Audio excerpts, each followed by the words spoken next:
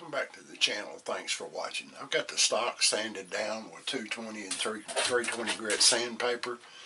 Then I've wet it down twice and let it dry, and took a piece of Scotch-Brite and knocked the whiskers off that. Now you can use steel wool to do that, but a word of caution on that: you want to make sure you wipe the stock down well with a cloth, because you're leaving those hairs of steel wool. This solution I'm going to use, Aqua Fortis or iron nitrate, ferric nitrate, whatever you want to call it, is going to rust those little hairs of steel wool and give you a finish you don't want to look at. So what we're going to do, we're going to take a good amount of the Aqua Fortis on this little gun cleaning patch, and we start wiping the stock down. And you'll see here in just a second, it's going to turn a really kind of gross looking greenish gray color. Well, what that is, that's the iron in the solution that's actually going down in the grain of that maple stock, and that is darkening that stock. Hope you can see that real good on camera. But you just continue putting it on there, making sure you cover each spot.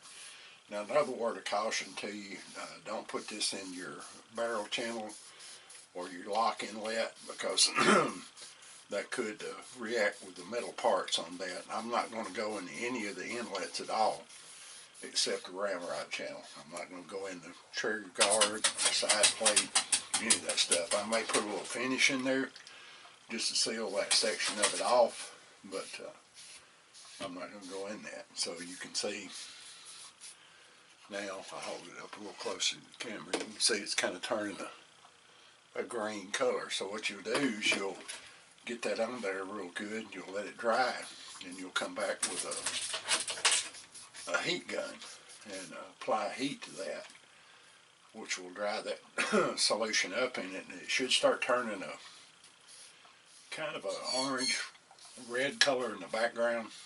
It's not gonna, the last one, the mountain rifle I did, it kind of fooled me. It didn't turn as reddish as I thought it would, but it turned out okay. It's just, it was the piece of maple we was dealing with. I don't know if it was sugar maple or what. I'm not 100% sure. But that iron nitrate goes down in that wood, brings out that end grain or stripe that everybody likes so much.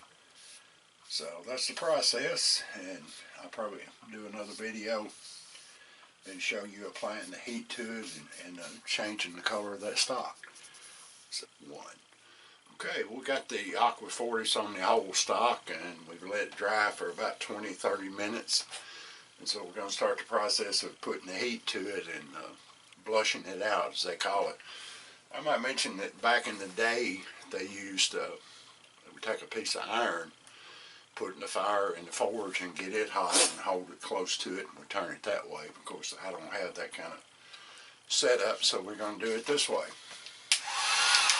Put the heat gun on low, let it get warmed up. I don't know how well you're going to be able to see this on camera.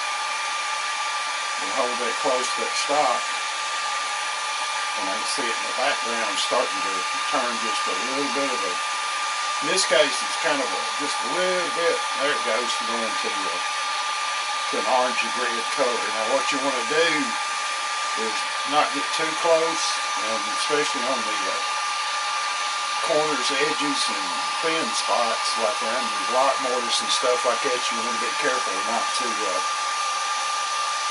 get too close and burn it. Let it stay there too long. You can kind of keep the gun moving, and I hope you can see that. You can see it turning just a little bit of a orange red color as you start to dry that solution out in there. So that's just the technique you'll use, and I'll have to do the whole stock. It'll probably take me, I don't know, 15, 20, 25, 30 minutes to do it. But that's what you do. And then after we're done with that, we'll come back and we'll start adding the permanent finish to it. Appreciate you watching. Keep your powder dry. Mind your top knot, Bill.